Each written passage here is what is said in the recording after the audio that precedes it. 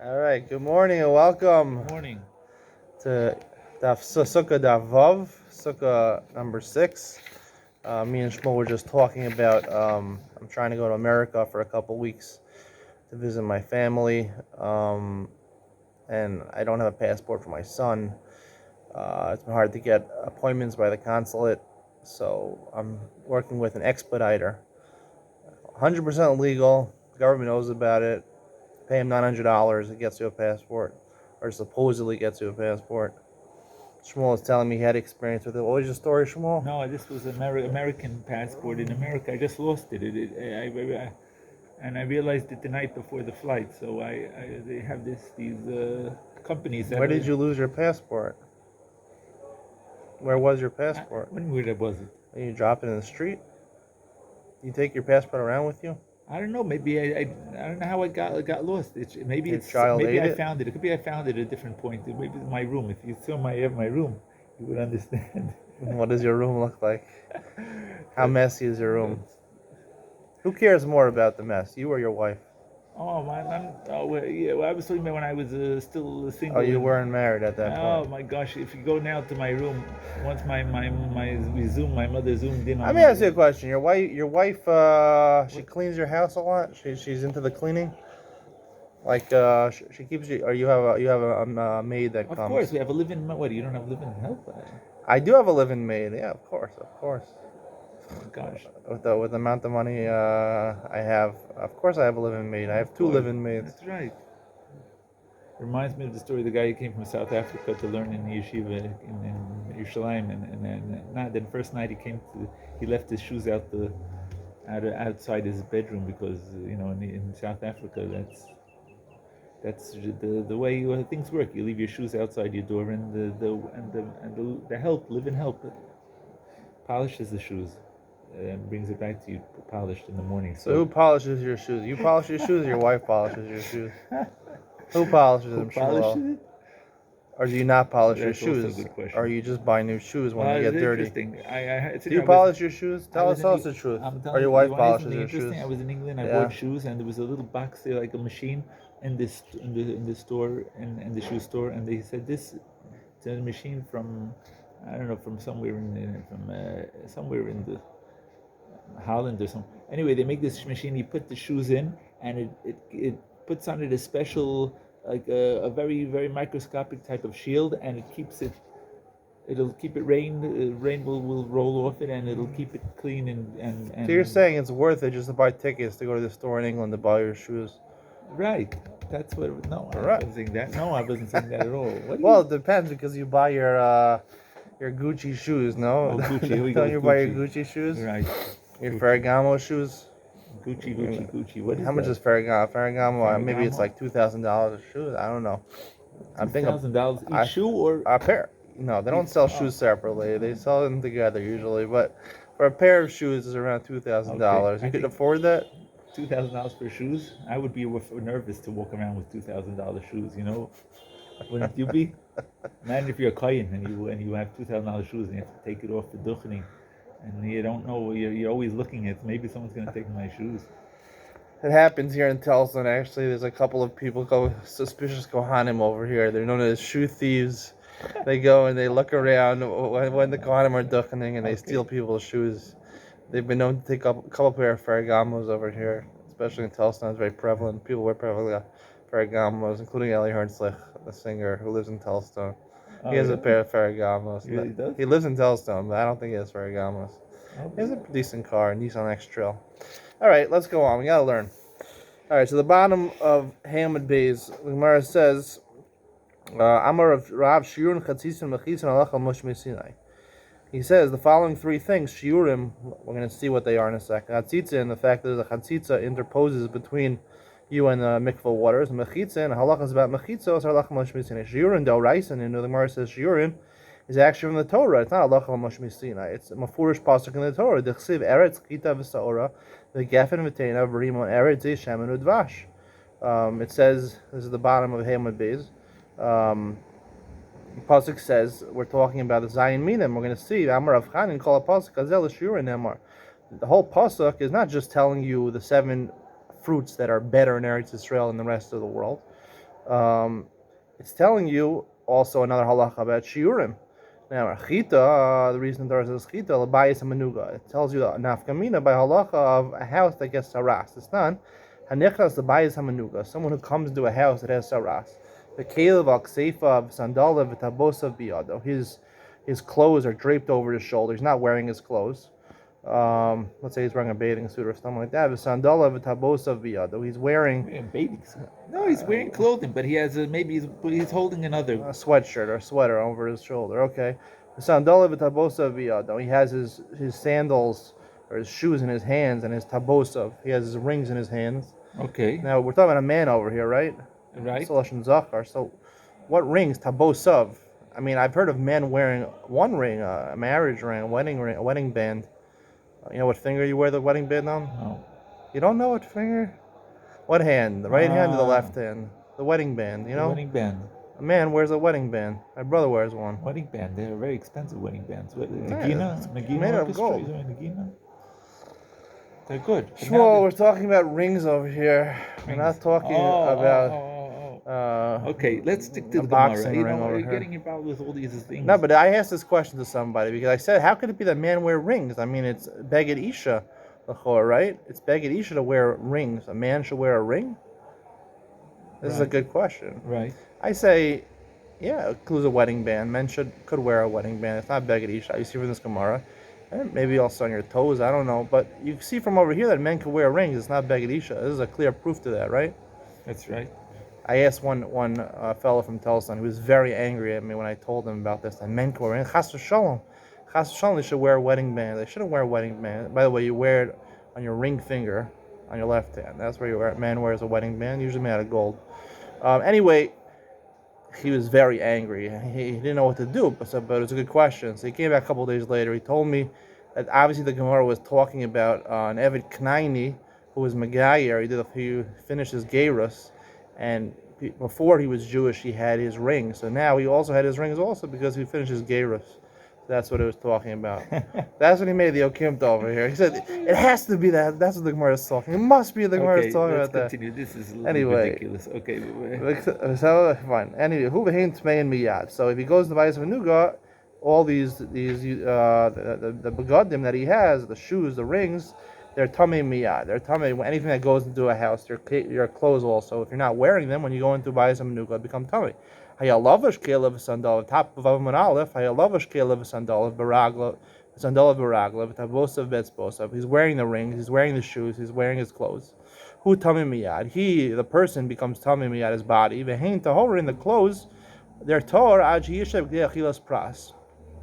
Because it says in the pasuk ka'ochel, and the Gemara darshans ha'ochel. It doesn't mean you have to actually eat in the house for your clothes to become tummy. It means your clothes become tummy when you wait in the house enough time. You linger in the house enough time in order to eat a meal. So the Gemara says ad yishev g'achilas pras, in order to eat half a loaf of bread.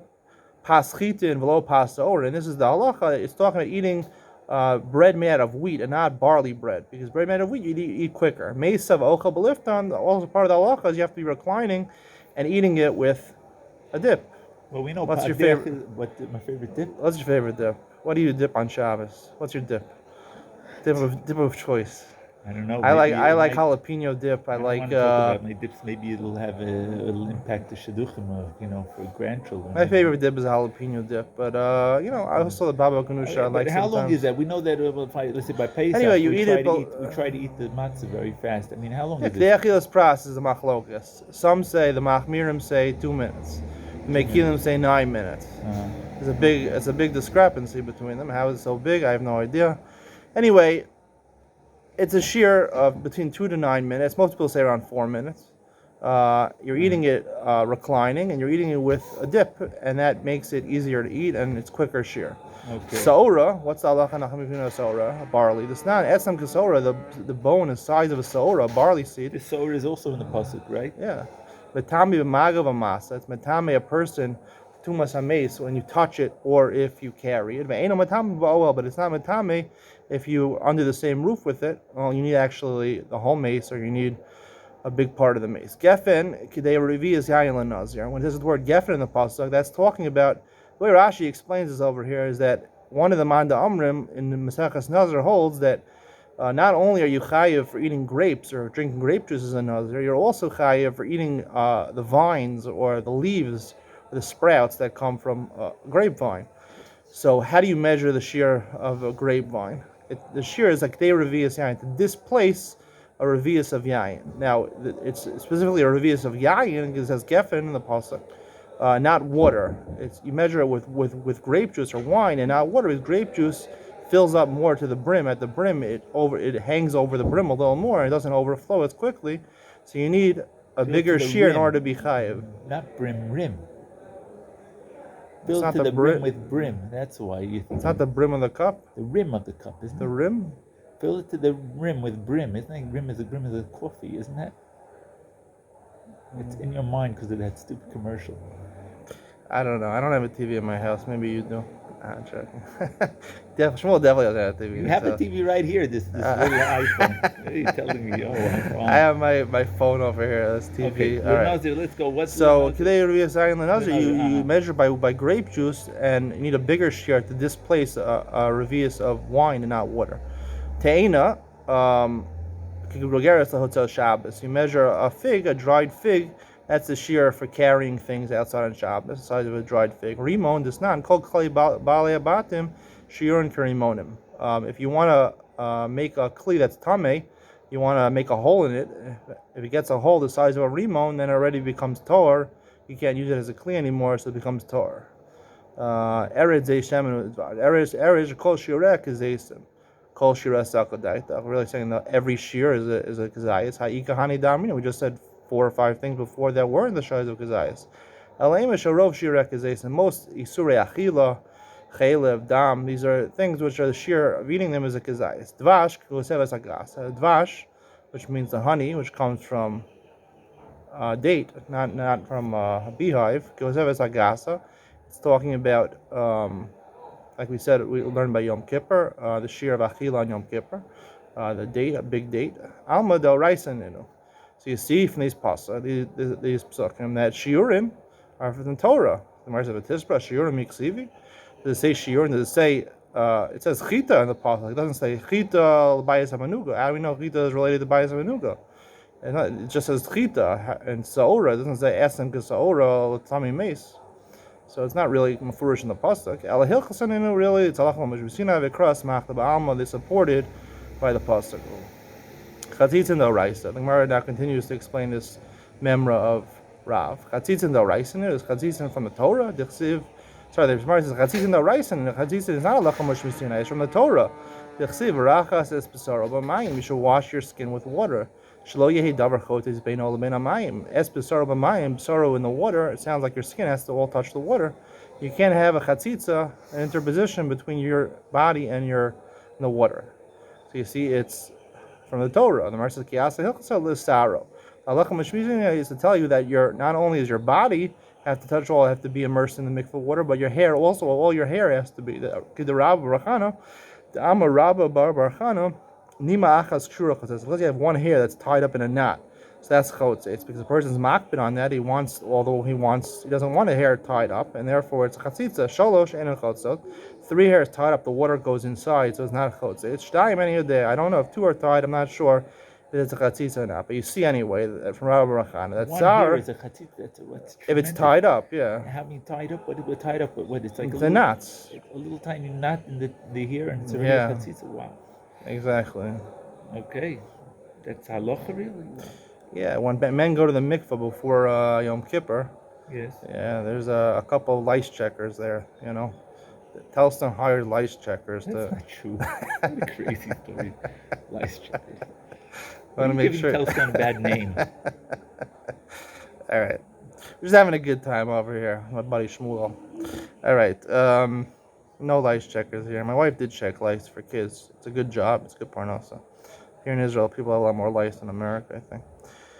Oh, they have a lice police here, I think, don't they? No. Oh, okay. Shtaymen hidei saroi nami b'deraiseninu. So that's also from the Torah. The Oh, chsiv, the arachas, b'saro b'mayim. Es, the word es. What's the word es? Hatafel b'saro. Es, the extra word es, tell you something which is tafel, subordinate to your skin. What is that? Sorrow. So you see sorrow. is from the Torah. Rabbi Yitzchak says, Dvar Torah, we're on Vav Mabeis now. Dvar Torah, Rubo Makbid Alav Chotzes, She'eno Makbid Alav Eno Chotzes. In order to be a chatzitza from the Torah, you need to have roll of your body covered in this chatzitza, and you have to be that you care about removing it. You don't like it being there. It bothers you to be there. She'eno Makbid Alav Eno Chotzes. If you're not makbid, it's not chotzes from the Torah. But Gazra al Rubo, She'eno Makbid, Mishum Rubo al Makbid. There goes there. If you have roll of your body with a chatzitza and you don't care about it being there, it's still also midrabanan. That's still chatzitza midrabanan. Al miyuto hamakbin mishum rubu hamakbin. Also, if you have a miyut of your body, but you're makbin, you don't want it there, that's also midrabanan a chatzitza. And whereas the legs are now al miyuto sheino makbin mishum miyuto hamakbin. Maybe a miyut, which you're not makbin, they should all make a gzeira on. Inami mishum rubu hasheino makbin. He gufa gzeira ananekum menigzer gzeira legzeira. The Gemara says it itself. Rubo she'eno makbid, or miyud hamakbid is itself a gzeira. We're going to make a gzeira on a gzeira. We don't make two gezeiras piggybacking on each other. So anyway, that's the halacha mashusina. The halacha mashusina is the magir, is to demonstrate what exactly is a chatzitza. That's what Rabbi Yitzchak says, that rubo makbid defines a chatzitza. Rubo hamakbid. Rubo hamakbid, yeah. What's Rubo? Rubo makbid is he's makbid, or I guess people are makbid. So that's a machlokas, I think, Rishon, whether it's a personal preference or most people are makbid on having this chatzitza there. Very good to know. So it says, mechitzin. Now we're getting back to Rav's statement. Shiron chatzitza mechitzin halacha mashvusina mechitzin hada amra. We just said mechitzin. We said before, according to Rabbi Yehuda, to tell you 10 tefachim is halacha mashvusina. Mechitzah is 10 tefachim. According to Rabbi Meir, he doesn't need mechitza 10 tefachim from there. He learns out of the kruvim. What's he going to learn mechitzin for? There's other halachas by mechitzas. Good means you extend the wall either asik up or you achis, so you extend the wall down. See later, pitikar yard v'sosin, where it says you have a portico, you have a roof over without walls, so you can extend the roof down to make walls. That's good. Then lavud is within 3 tefachim. You can close it off. We saw that on Dalam and Beis, and Dolphin Akum. We also saw on Dalam and Aleph. We saw about bending walls that are over 20 amos, or if the ceiling is made out of stone but it's less than 4 amos from the wall, you could bend the wall and make it into a good sukkah. Now we're going to go back to the next part of the Mishnah. The Mishnah says that you have to have at least 3 walls. 2 kehilchasan, meaning you have to be like right angle next to each other.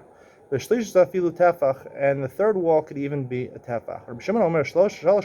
You need 3 walls next to each other. And you need a 4th wall of a tefach. What's a machlokas? You go by the tradition. The tradition is the way it's written in the Torah. The primacy is assigned to the way you read the Torah. It says the word sukkos in the Torah 3 times. Once with a vav and 2 without a vav. So what without a vav it's singular. With a vav it means 2. The minimum is 2. Arekan arba. So you have 4 mentionings of sukkah. Dal chad legufe. You take away one of the besukos because you needed to tell me that we're talking about the holiday of Sukkot. Pashalu tlasa. You're left with 3 mentionings of Sukkot. Shtaim kehilchasan. What do they obviously to teach you about the walls? You need 2 walls in a right angle. And part of the halacha mishmishina of walls is to tell me by Sukkot that the 3rd wall can even be a tefach. Rabbi Shimon Savar Yeshel Mikra, you go after, you give primacy to the way it's read in the Torah, basukas. You pronounce all of them with a vav, so it's 6, really 6. Harekan Sheish, you have 6. Dal Chad Kral Leguvei, so one of these psukim you need to tell me that we're talking about the holiday of Sukkot. Hashulu Arba, so you have 2 mentioning the word Sukkot, both in the plural, so you have 4. Shalosh Kehilchasan, so 3 of those we'll use for 3 regular walls. The 4th one is for the 4th wall. But the Lacham Mechitzas tells me on Sukkot you can make it into a tefach. The Chulei Alma Yeshem LeMikra. Everybody holds you go after the way it's read in the Torah. So you're left with 4 after you remove one that you need for the holiday of Sukkot. And the Rabbanan say you only left with really 3 because the Succah, one of the Sukkos, is needed to tell you that you need Succah. You need to cover your Sukkah with Succah. So only 3 are left for the walls, and therefore it's 2 walls and a tefach. Marsar is Succah lo baya kra, and so Reb Shimon would hold that you don't need a pasuk for the schachs, therefore you're left with 4 mentionings, 3 walls and a tefach. Everyone agrees you go basar, you go after the way it's written. So you only have 4. You only start with 4. That